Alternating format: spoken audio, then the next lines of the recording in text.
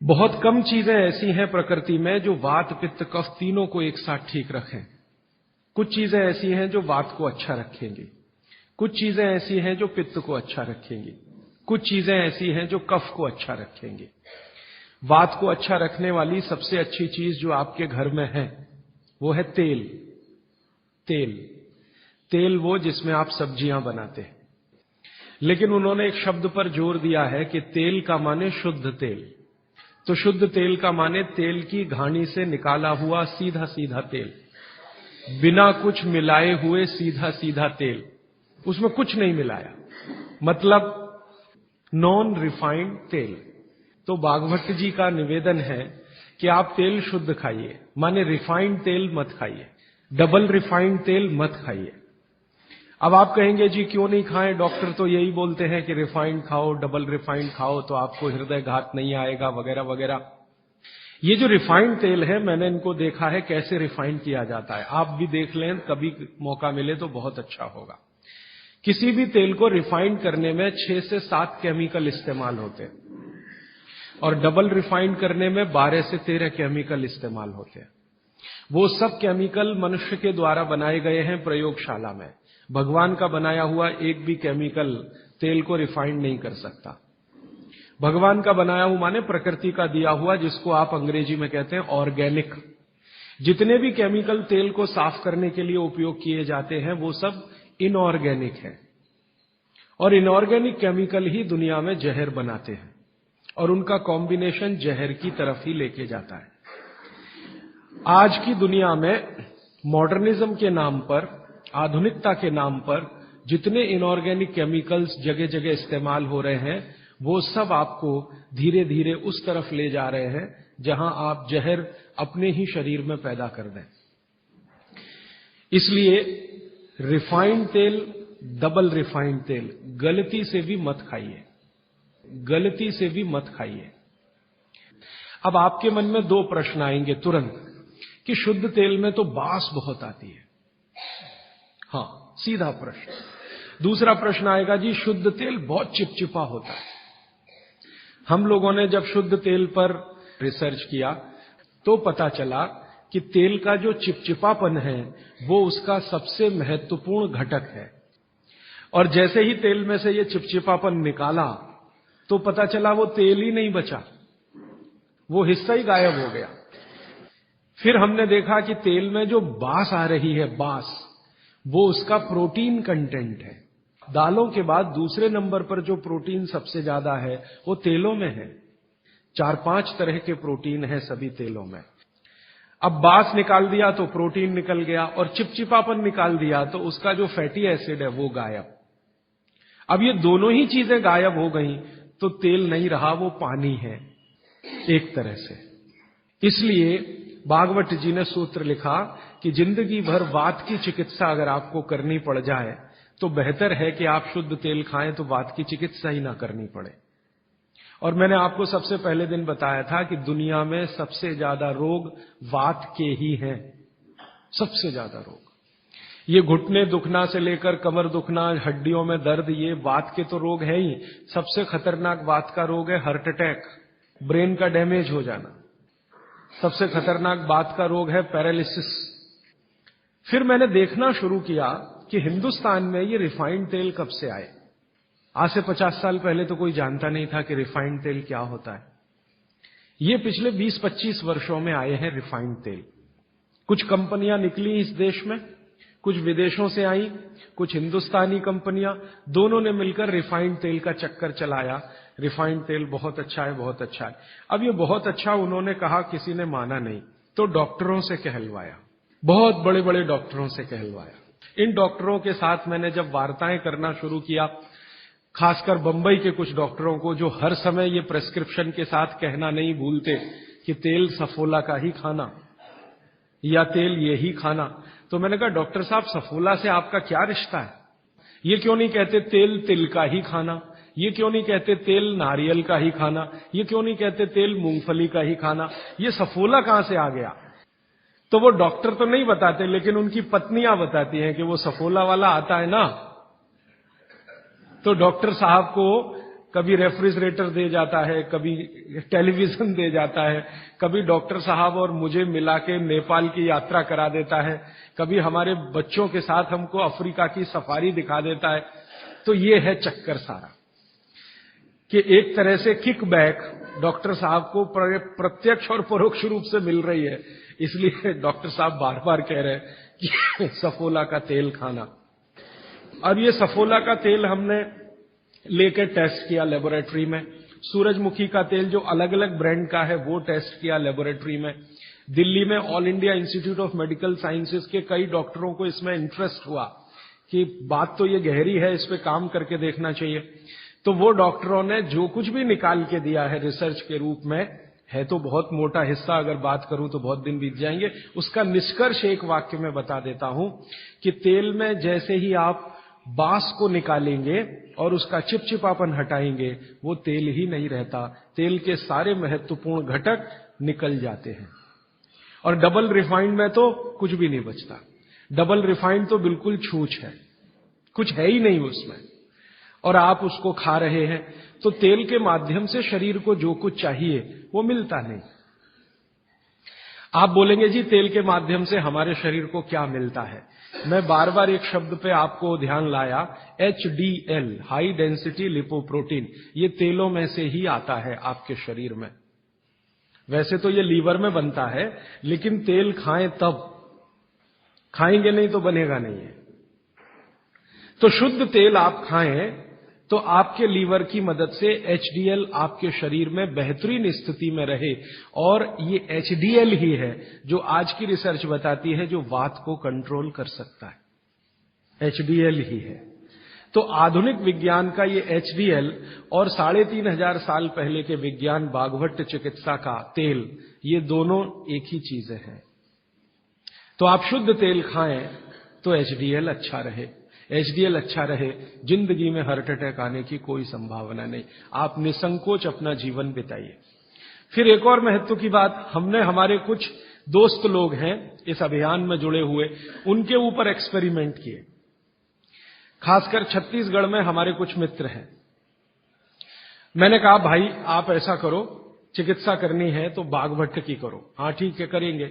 तुम डॉक्टर बंद कर दो। हाँ बंद कर देंगे। तो ऐसे हमने कुछ हमारे दोस्त इकट्ठे किए जिनको बहुत ज्यादा समस्या है कोलेस्ट्रॉल की, बहुत ज्यादा समस्या है ट्राइग्लिसराइड की, बहुत ज्यादा समस्या है हाई बीपी की। ऐसे कुछ लोग इकट्ठे किए।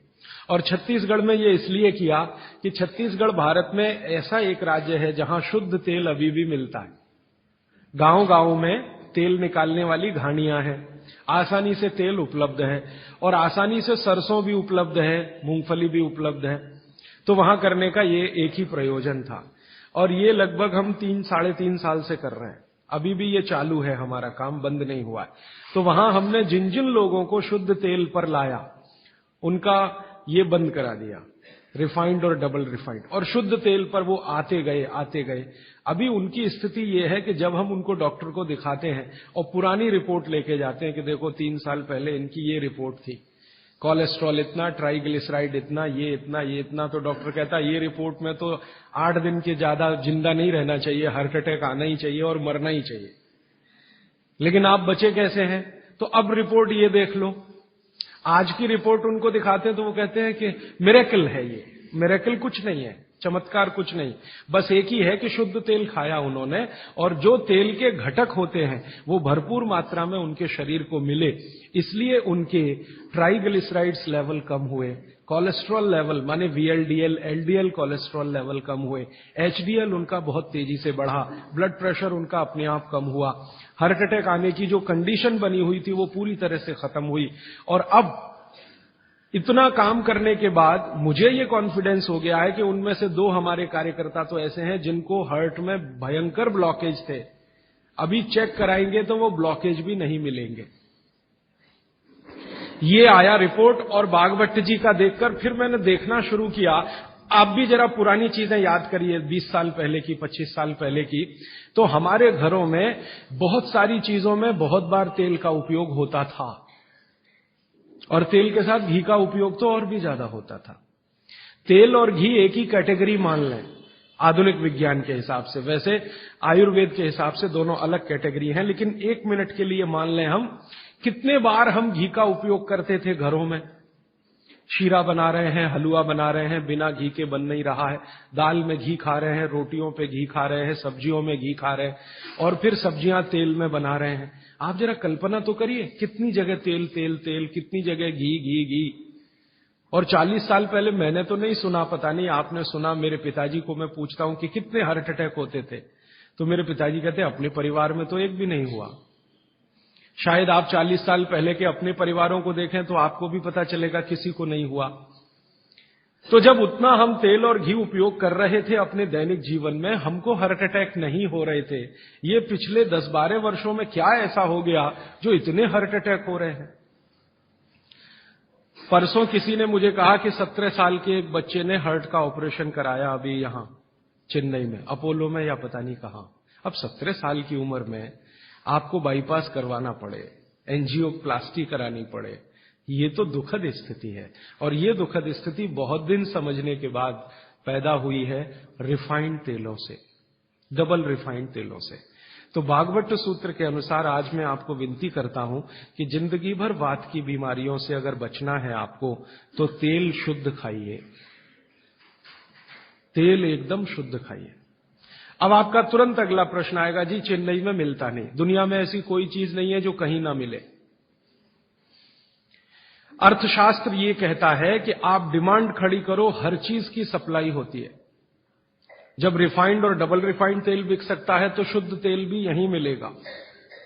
आप जितने लोग यहां बैठे हैं, अगर आप ही आज संकल्प कर लें कि हम तो शुद्ध तेल ही खाएंगे, कल से देखना बहुत सारी यहां ऑयल मिलें लग जाएंगी, तेल निकालने वाली मिलें लग जाएंगी। और अब घानी लगाना बहुत ही आसान है। पहले एक जमाना था जब घानी लगाओ तो खर्चा बहुत होता था। अब तो 20-25 हजार रुपए की छोटी मशीन आती है और उसी मशीन में सब तरह के तेल निकल सकते हैं। अलग अलग मशीन भी लगाने की जरूरत नहीं। आप चाहें तो घानी भी लगा सकते हैं, वो तो 18-20 हजार की ही आती है, बैल से चलने वाली घानी। वो अब महंगी नहीं रह गई है और बहुत आसानी से तेल निकल आता है। तो इसलिए आप तेल शुद्ध की तरफ बढ़ जाइए। और मैं आपको जो रिसर्च कहती है वो कह रहा हूं कि जिस तेल में चिपचिपापन जितना ज्यादा होगा वो आपके लिए उतना ही उपयोगी है। जिस तेल में बास जितनी ज्यादा होगी वो उतनी ही उपयोगी है। सरसों के तेल के बारे में सारे डॉक्टर्स ऑल इंडिया इंस्टीट्यूट के जो रिसर्च कर चुके हैं वो ये कहते हैं, सरसों के तेल का डब्बा मुंह पे लगाओ और जो आंख में से आंसू तुरंत ना निकलें तो समझ लो वो नकली है। उसकी इतनी तेज बास आएगी कि आंख से आंसू निकल ही आएंगे, नाक चलना आपकी शुरू हो ही जाएगी। वो कहते हैं वो उसके शुद्धता की गारंटी है। तो आप इसको अपने जीवन में ध्यान रखें। वात के रोगों को जीवन भर चिकित्सा करनी है तो तेल की मदद से ही सबसे ज्यादा उपयोगी है।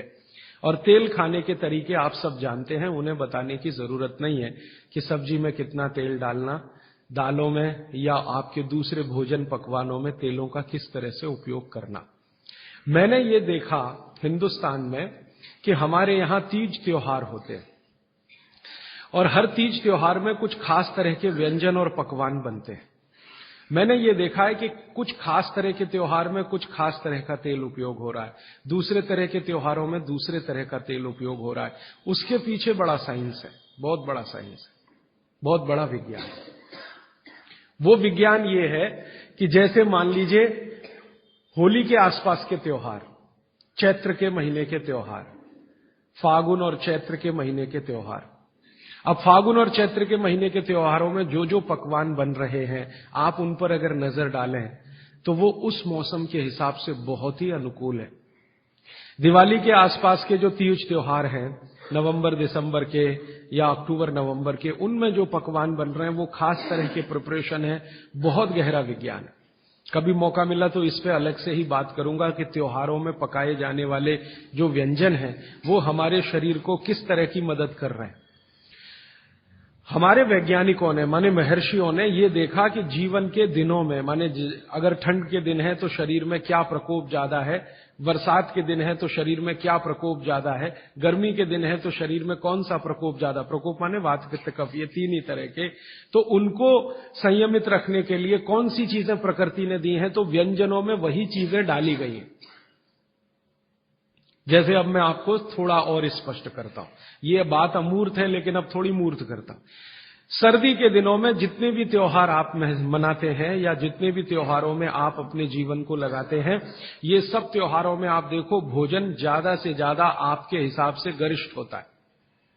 प्रिपरेशन कुछ इस तरह के होते हैं, जैसे आप तिल खा रहे हैं, सर्दी के दिनों में भरपूर तिल खाया जाता है और तिल के तरह तरह के व्यंजन बनाए जाते हैं। अगर आप गुजरात में रहते हैं तो अड़दिया खाया जाता है, अड़दिया। दुनिया का इससे अच्छा शायद कोई पकवान ना हो, अड़दिया जिसको कहा जाता है, उड़द की दाल का बनता है अड़दिया। ऐसे ही राजस्थान के कुछ इलाकों में विशेष पकवान है, ऐसे उत्तर प्रदेश के इलाकों में कुछ पकवान है। लेकिन अगर महसूस करें तो ये सब भारी हैं, भारी गुरुत्व है इसमें। बागभट्ट जी ने एक शब्द इस्तेमाल किया, गुरुत्व वाले पदार्थ, माने भारी हैं, आसानी से नहीं पचते, धीरे धीरे पचते। अड़दिया तो आसानी से नहीं पचेगा, तिल की चीजें भी आसानी से नहीं पचने वाली हैं। लेकिन जिन दिनों में हम ये खा रहे हैं उन दिनों में शरीर के लिए यही अच्छा है कि कोई चीज आसानी से ना पचे, धीरे धीरे पचे, देर में पचे। क्यों?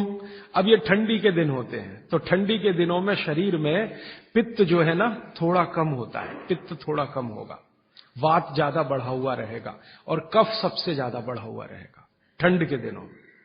अब कफ सबसे ज्यादा बढ़ा हुआ है तो कफ का असर हमारी जठर अग्नि पर है।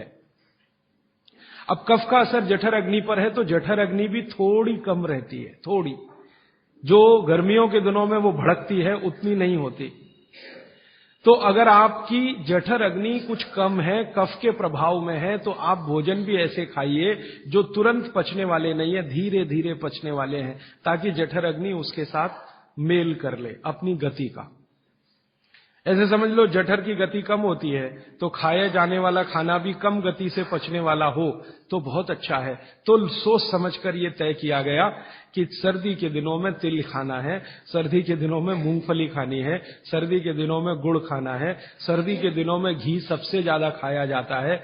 और आपने अक्सर वैद्यों से सुना होगा सेहत बनानी है तो यही दिन सबसे अच्छे हैं, माने खूब अच्छा अच्छा खाओ। और भगवान का दिया हुआ भी इन महीनों में भरपूर होता है। तिल भी इन्हीं महीनों में आते हैं, मूंगफली भी नई इन्हीं महीनों में आती है, चने भी इन महीनों में नए आते हैं। तो अच्छा खाना खाने का समय यही माना जाता है सर्दियों का। और अच्छा खाना वो जो गुरुत्व वाला है, गुरुत्व वाला वो जो थोड़ा धीरे धीरे धीरे धीरे पचता है। तो कितना बड़ा मेल बिठाकर हमारे लोगों ने हमारे व्यंजनों को त्योहारों के साथ जोड़ा। गर्मी के दिनों में उल्टा होता है, गर्मी के दिनों में आपका पित्त भड़कता है, माने अग्नि तीव्र है, तो आप ऐसा खाना खाओ जो जल्दी हजम हो जाए। बारिश के दिनों में सम रहता है, पित्त जो है बहुत ही कम होता है, तो बारिश के दिनों में यह कहा जाता है कि भैया सबसे हल्का खाना खाओ बारिश के दिनों में, क्योंकि पित्त उस समय सबसे कम है। और कई बार तो कहते हैं जी एक ही बार खा लो तो अच्छा है बारिश के दिनों में। और जैन समाज वाले तो जानते हैं कि बारिश के दिनों के खाने में बहुत रिस्ट्रिक्शन है। क्यों जी? ऐसा खाना तो आप खा ही नहीं सकते जिसमें पानी बहुत हो, क्योंकि शरीर में ही पानी बहुत होता है उस समय, प्रकृति के हिसाब से शरीर चलता है। तो बारिश के दिनों में अक्सर आपने सुना है जैन साधु संतों के मुंह से कि हरा पत्ती का सब्जी मत खाओ, हरा सब्जियां मत खाओ, ये वगैरह वगैरह। हरे पत्ती की सभी सब्जियां बहुत पानी भरी भरी, पानी शरीर में ही पहले से ज्यादा है क्योंकि बारिश में नमी ज्यादा है, तो आप ज्यादा पानी के शिकार होंगे। ज्यादा पानी भी अच्छा नहीं है, कम पानी भी अच्छा नहीं है। तो इसलिए साधु संत जो कहते हैं वो भी कुछ विज्ञान के आधार पर कहते हैं। बस अंतर इतना ही है कि हमारे दिमाग में क्यों इतना गहरा घुसा हुआ है कि जब तक क्यों एक्सप्लेन कोई नहीं करता हम ना उसकी बात सुनते हैं ना मानते। तो अपने देश में बागभट्ट जी के अनुसार वात की चिकित्सा जिंदगी भर अच्छी रहे आपकी, तो तेल शुद्ध खाइए।